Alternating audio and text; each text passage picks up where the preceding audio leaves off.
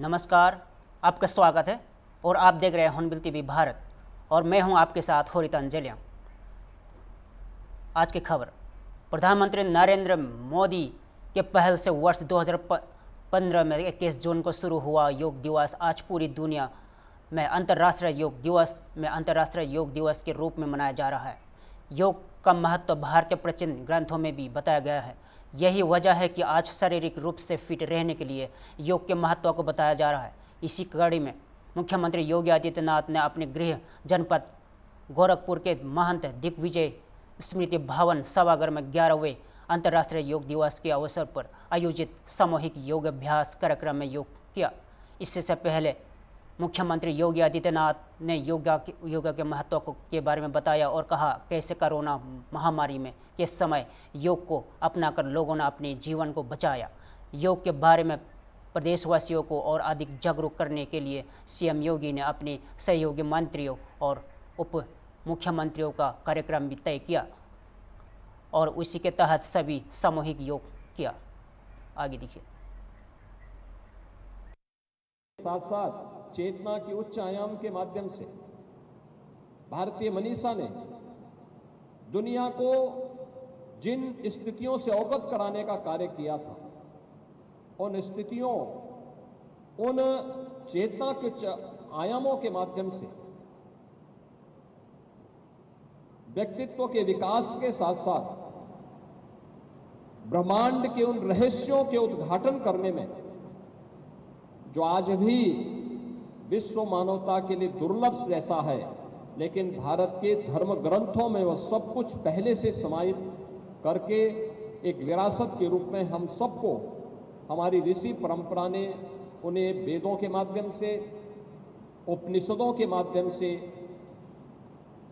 पुराणों के माध्यम से, तमाम स्मृतियों के माध्यम से, शास्त्रों के माध्यम से हम सबके सामने प्रस्तुत किया है।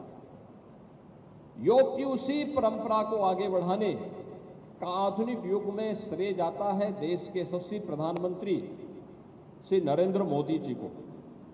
याद करिए, योग की सुविधा को दुनिया के अंदर अलग अलग व्यक्ति अपने नाम से पेटेंट कराता था।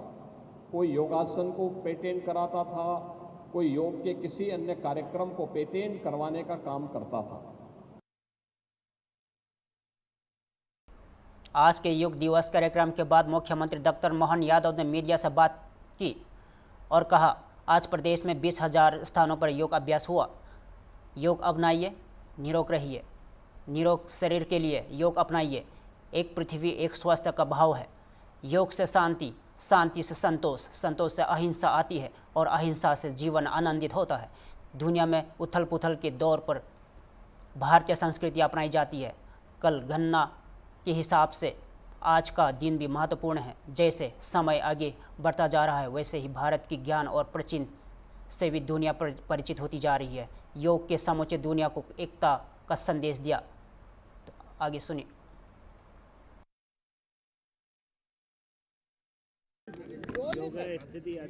अंतर्राष्ट्रीय योग दिवस के अवसर पर मेरी अपनी ओर से प्रदेशवासियों को, देशवासियों को बधाई। यशस्वी प्रधानमंत्री के नेतृत्व में पूरा देश, पूरा मध्य प्रदेश और पूरी दुनिया, आसमान से लेकर पाताल तक जो जहां है, देशवासी, पृथ्वीवासी, संयुक्त राष्ट्र संघ के इस अंतर्राष्ट्रीय योग दिवस के अवसर पर मेरी अपनी ओर से सबको बधाई, शुभकामना। आज ही दिन हमारा कालगणना की दृष्टि से भी उत्तरायण से समाप्ति होकर के दक्षिणायन की तरफ बढ़ने वाला दिन है, अर्थात सबसे बड़ा दिन। धीरे धीरे आज से रात बढ़ने लगेगी। जैसे जैसे समय आगे बढ़ता जा रहा है, भारत के सभी प्रकार के प्राचीन ज्ञान विज्ञान से दुनिया परिचित होती जा रही है, हमारी जीवन शैली से परिचित होती जा रही है। महर्षि पतंजलि, घेरंड ऋषि, तमाम ऋषि परंपराओं की अनुपम देन जो वसुदेव कुटुंबकम की तरफ ले जाती है, माननीय प्रधानमंत्री श्रीमान नरेंद्र मोदी जी के अभ्यास और प्रयास के साथ आज 11वें वर्ष में ये अंतर्राष्ट्रीय योग दिवस मनाया गया, जो सभी विभिन्न प्रकार के धर्मों के बीच, विभिन्न देशों की सीमाओं के बाहर जा कर के समूची मानवता को एकता का संदेश देता हुआ मनुष्य से मनुष्य को जोड़ने का योग का संदेश अद्वितीय है। मेरी अपनी ओर से प्रदेशवासियों को बधाई। आज भोपाल के कार्यक्रम में माननीय सांसद और हमारे अध्यक्ष श्रीमान विष्णुदत्त शर्मा जी, माननीय विधायक रामेश्वर शर्मा जी, माननीय विधायक भगवान दास सबनानी जी, माननीय सांसद श्रीमान आलोक शर्मा जी और भारत सरकार के माननीय मंत्री डी उइके जी के साथ हमने ये सभी माननीय महापौर अध्यक्ष सबके साथ ये योग में भोपाल से शामिल हुए। अलग अलग स्थान पर माननीय सभी मंत्रीगण, सांसदगण, विधायकगण, महापौर, अध्यक्ष, पार्षद, सरपंच, पंच, लगभग 20,000 से ज़्यादा स्थानों पर पूरे प्रदेश में आज योग के माध्यम से योग अपनाएं, निरोग रहें, इस भाव के आधार पर ये योग की, प्राणायाम की सभी विधाओं से जुड़ कर के हमारी संकल्प शक्ति के साथ शरीर को सदैव निरोग रखना है तो योग अपनाना चाहिए। इसी भाव के आधार पर मेरी अपनी ओर से सबको बधाई। प्रधानमंत्री जी ने मैसेज दिया कि आज पूरी दुनिया कहीं ना कहीं किसी तनाव से गुजर रही है। हाँ, एक पृथ्वी एक स्वास्थ्य, इस भाव के आधार पर जो हमारी प्राचीन काल की वसुदेव कुटुंबकम की परिभाषा है, सच में हमारे लिए योग से शांति आती है, शांति से संतोष आता है, संतोष से अहिंसा आती है और अहिंसा से जीवन की आनंद की प्राप्ति होती है। इसीलिए आज उथल पुथल भरे दुनिया के इस परिदृश्य में भारतीय सनातन संस्कृति की तरफ पुनः लोगों का ध्यान आकर्षण होता है। ऐसे में हम सब अपने जीवन में योग को अपनाएं और स्वास्थ्य का भी ध्यान रखें और हमारे मूल भाव स्वभाव में अहिंसा के भाव को लाएं। जियो और जीने दो के भाव के साथ हम अपनी सनातन संस्कृति की जय जयकार करते हुए एक कुटुंब की तरह रहने के साथ सभी सह अस्तित्व की भावना को स्वीकार करें। मेरी अपनी ओर से पुनः बधाई। Thank you sir.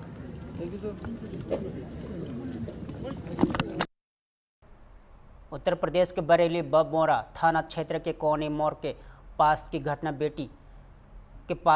बेटी का जन्म मनाकर वापस लौट रहे मां के बेटे को कैंटर ने कुचला। एक्सीडेंट में प्रीति देवी और बेटे प्रशांत की मौके पर हुई मौत। घटना के बाद कैंटर को पुलिस ने लिया हिरासत में। मां बेटे के शव को कब्जे में लेकर पोस्टमार्टम को भेजा। आइए सुनिए। क्या नाम आपका? मेरा नाम जानकी प्रसाद है। कहाँ रहते हैं? मैं पस्तौर सीबीगंज बरेली रहता हूँ, रहने वाला हूँ। क्या घटना हुई थी कल आपके साथ? हम अपने साड़ू के यहाँ से बेटियों का जन्मदिन था, 2 बेटियों का, जुड़वा बेटियों का, वहाँ से वापस लौट रहे थे। करीब रात 10 बजे हम लोग पेशाब करने के लिए सड़क किनारे रुके। मेरे पीछे से बहुत तेज़ रफ्तार ट्रैकर आया और दोनों मेरे बेटा और पत्नी को रौंदते हुए चला गया। कहाँ की घटना है ये है चौबारी मोड़ से थोड़ा आगे कोहनी मोड़ पड़ती है। कोहनी मोड़ सरदार नगर पुलिस चौकी के आसपास की बात है। साड़ू का घर कहाँ था आप? साड़ू का घर है नूरपुर, जो विशारदगंज थाने में पड़ता है। कब की घटना है ये है कल रात लगभग 10 बजे की। तो मौके पे डेथ होगी दोनों लोगों की? दोनों के मौके पर डेथ हो गई। वो टैंकर उनको दोनों को कुचलते हुए चला गया। टैंकर चालक पकड़ गए? टैंकर चालक पकड़ गया है। टैंकर और टैंकर चालक दोनों भमोरा थाने में खड़े हैं। शराब के नशे में था टैंकर? ड्राइवर बहुत ज़्यादा शराब के नशे में था। उससे जब उतारा था तो सीधे खड़ा हुआ नहीं हो जा रहा था, बहुत मुंह से बदबू आ रही थी शराब की। बेटा कितना बड़ा है? बेटा 10 साल का है, पत्नी? पत्नी 30 साल की है। आप क्या करते हैं?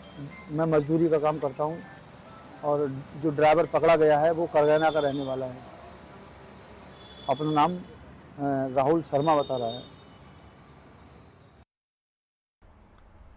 पूर्व बसपा सांसद सुब्रत पाठक का सापा मुखिया वहाँ कन्नौज सांसद अखिलेश यादव पर बड़ा तांच। हम जब सांसद थे तब पूछते थे कि क्या किया। अब अखिलेश यादव बताइए, उनको कन्नौज का सांसद बने 1 साल बीत गया, क्या एक ईंट तक कहीं लगवाई? देश की तीसरी सबसे बड़ी पार्टी नेता है अखिलेश यादव। बीते 1 साल में कौन सी योजना लाए कन्नौज के लिए? अखिलेश यादव ने अपनी 1 साल सांसद बने कार्यकाल में सिर्फ धरना प्रदर्शन किया। धरने से कुछ नहीं होता। आगामी 27 विधानसभा चुनाव में हम लोगों को गलती नहीं करनी है। आपस में कोई गलती हुई तो आपस में निपटा लेंगे, मगर किसी बाहरी को नहीं आने देना है। तो आगे सुनिए। कन्नौज का सांसद चुनाव हो चुका है, वो देश की तीसरी बड़ी पार्टी के अध्यक्ष हैं, बहुत बड़े नेता हैं, पूर्व मुख्यमंत्री भी रहे हैं। उसके बावजूद भी अभी तक कन्नौज के लिए कोई योजना लाए क्या किया कन्नौज के लिए? केवल सिवाय धरना प्रदर्शन के।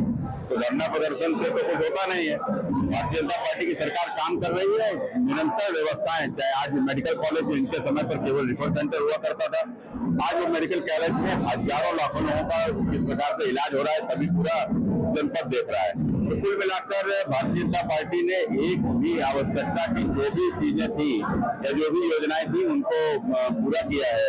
और जिस इत्र पार्क में धरना दे रहे थे, उस इत्र पार्क को पूरा करने का काम, बनाने से लेकर पूरा करने, मैंने जमीन आवंटन से लेकर और उसको पूरा करने का काम भारतीय जनता पार्टी की सरकार ने किया है। तो उनके पास सिवाय बातें के कुछ नहीं है।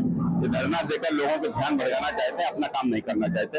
इनको बताना चाहिए इन्होंने साल भर में क्या किया। अभी अखिलेश यादव के दौरे पर आए थे कन्नौज में, तो पहले की पाल चौराहे पर हर्षवर्धन की सोने की प्रतिमा लगवाई और डॉक्टर भीमराव अम्बेडकर जी की नहीं लगवाएंगे, रानी अवंतीबाई लोधी की नहीं लगवाएंगे, क्या भगवान बुद्ध की नहीं लगवाएंगे? हर समाज का कोई ना कोई महापुरुष है तो उनकी नहीं लगवाएंगे? तो आखिर वो क्या कहना क्या चाहते हैं? और लगवाएंगे तो कहाँ से लगवाएंगे?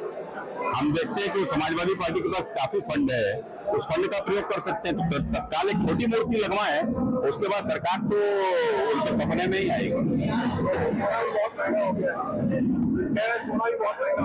अब सोना की खरीद जब भ्रष्टाचारी लोग जब करेंगे, सरकार में रहकर भ्रष्टाचार करेंगे, भ्रष्टाचार से जो पैसा पैदा होगा उस पैसे से जो सोना खरीदेंगे, तो भ्रष्टाचारियों की वजह से सोना तो महंगा हो गई।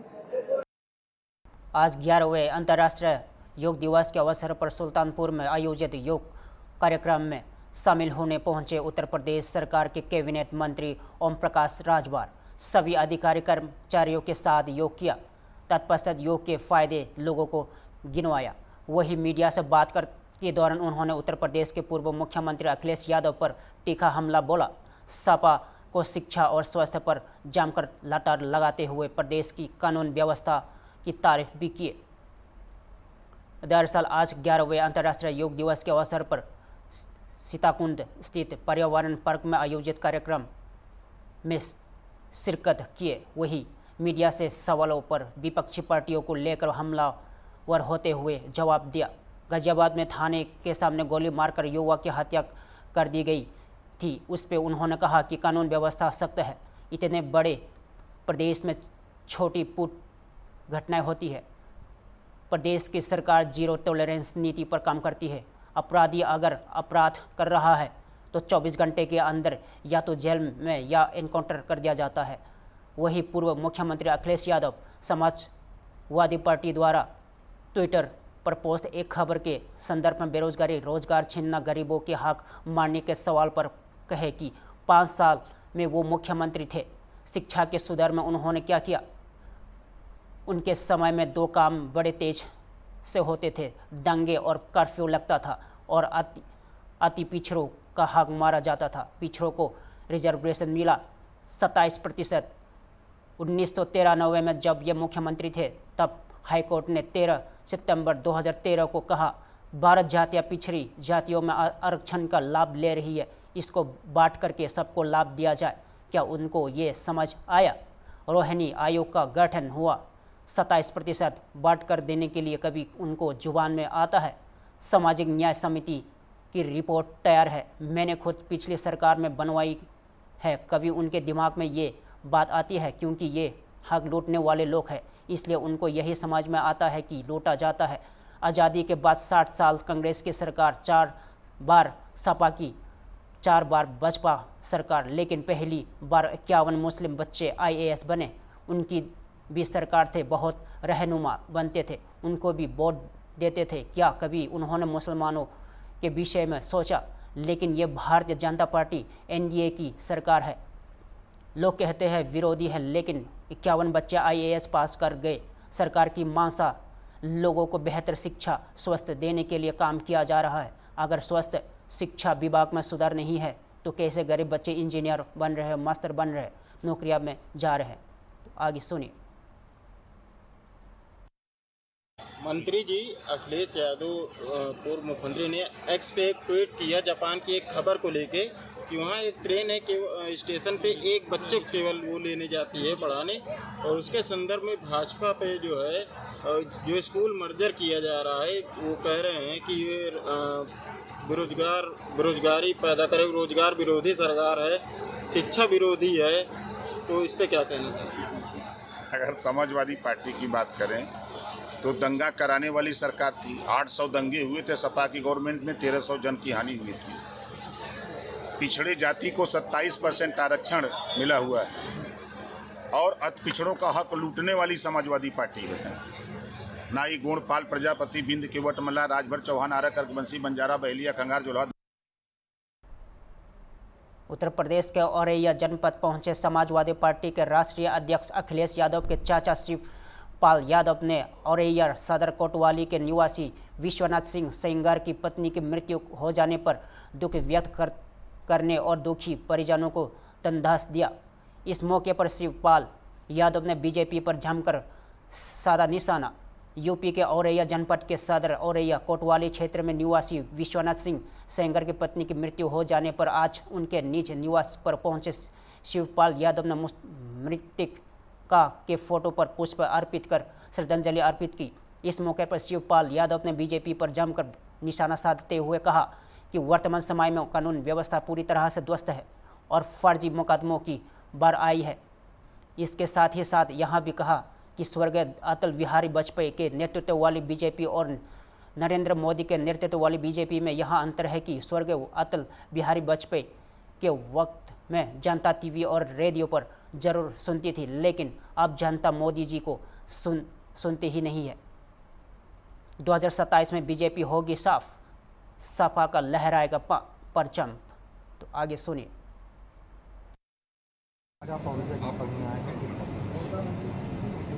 औरैया जनपद में हमारे साथियों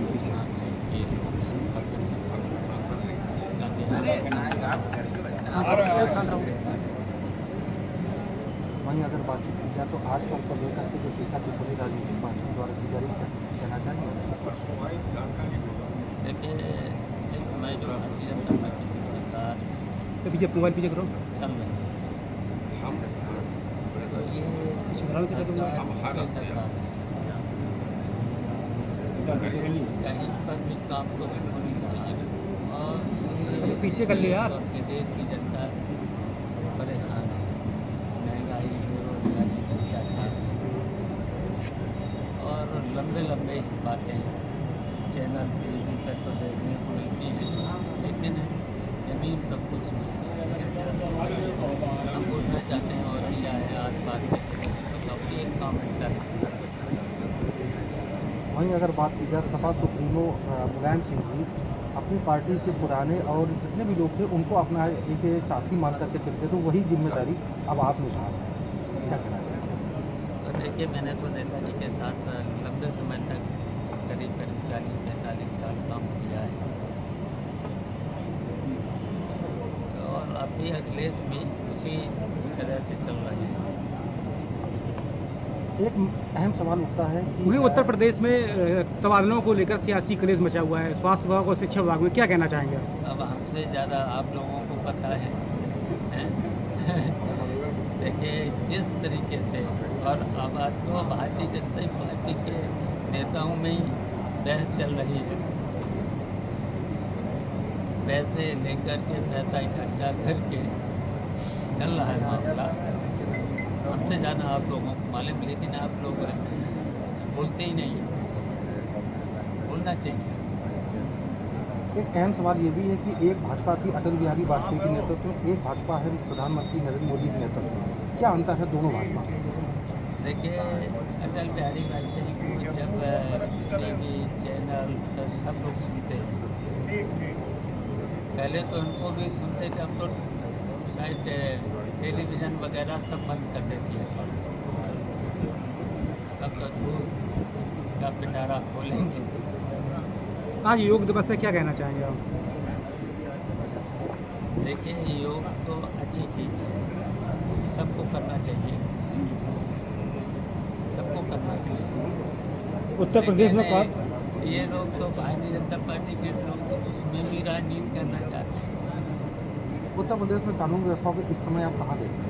पूरी तरह से ध्वस्त कानून नाम की कोई यही देखिए, घटनाएँ तो रोज आप देख रहे हैं, हत्याएँ हो रही है, लूट हो रही है, आत्महत्याएँ लोग कर रहे हैं, तो कानून व्यवस्था पूरी तरह से चौक। महिला सशक्तिकरण का दावा और नारा देने वाली बीजेपी सरकार की भाजपा नेत्री ऋचा राजपूत के द्वारा औरैया में ही मारपीट कर फर्जी मुकदमा दिखाने का प्रकरण इस समय सियासत में गरमाया हुआ है, जिसको लेकर के आज कांग्रेस के प्रदेश अध्यक्ष अजय राय भी आ रहे हैं, क्या कहना चाहिए? देखिए, अब आप देख ही रहे हो कितना झूठ बोलते हैं, झूठी रिपोर्टें कितनी लिखी जा रही हैं।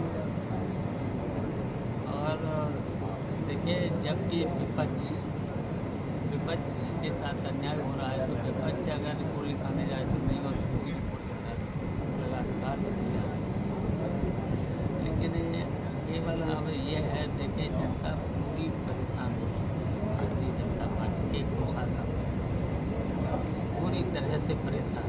अब जनता ने मन बना लिया, अब हम लोग समाजवादी पार्टी के लोग, संगठन के लोग अब जनता के बीच निकलेंगे, तो फिर 2027 में उत्तर प्रदेश से भारतीय जनता पार्टी को हटाने का काम। उत्तर प्रदेश के जनपद थाना क्षेत्र का संदिग्ध अवस्था में घर में लापता 5 वर्षीय मासूम बच्ची के गन्ने के खेत में मिले अवशेष। परिवार वालों के द्वारा बीती 17 जून को बच्ची के लापता होने की पुलिस को दी थी सूचना। बच्ची के शव के अवशेष मिलने पर इलाके में मचा हड़कंप। पुलिस हकीकत में जुटी और अवशेष साथ मिले कपड़ों को परिवार ने की मासूम बच्ची की पहचान। पुलिस के द्वारा जंगली जानवर के द्वारा बच्ची को मारे जाने की जताई आशंका। पुलिस ने शव को कब्जे में लेकर पोस्टमार्टम के लिए भेजा। 6/2025 को थाना थान गांव में जाकिर सनाब जावेद निवासी बजरंगगढ़ मजरा तरचौरा द्वारा एक लिखित तहरीर दी गई कि उनकी पुत्री जिक्रा उम्र लगभग 5 वर्ष जो सुबह से लापता है, नहीं मिल रही है, जिस पर उचित धाराओं में अभियोग पंजीकृत कर बच्ची की काफ़ी तलाश की गई। आज दिनांक 20/6/2025 को लगभग 11 बजे एक गन्ने के खेत में शव प्राप्त हुआ, जिसमें घर वालों ने उसके पहने हुए कपड़े पर ही उसकी पहचान की कि ये जिक्रा का ही शव है। गांव वाले और प्रथम दृष्टया देखने पर ऐसा प्रतीत होता है कि ये घटना किसी जंगली जानवर द्वारा की गई है। फिर भी शव को पंचायतनामा भरकर पोस्टमार्टम हेतु भेजा गया है। अभी के लिए इतना ही। ताज़ा खबरों देखते रहिए हॉर्नबिल टीवी भारत।